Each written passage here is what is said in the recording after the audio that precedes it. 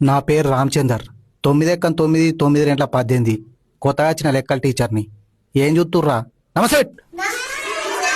ఓ maroon colour Savitri నిలబడు. Sir, నా పేరు సావిత్రి కాదు. సావిత్రి కాకుంటే సాయి పల్లవి. నేను చెప్పేది విను ముందు. డ్రెస్ మంచిగా ఉంది. ఎంత పడ్డది? 650 సార్. ఈసుంటి బట్టలు ఇంకోసారి వేసుకొస్తే ఫస్ట్ కోల్దండం ఎక్కిత్తా. ఈయనకుంటే కాలు చేతులు కట్టేసి కిటికలకెళ్ళి బయటకు నొక్కిగా తర్వాత మీ ఇష్టం, ముందే చెప్తున్నా. సార్, ఈరోజు వెన్స్డే కదా, సివిల్ డ్రెస్.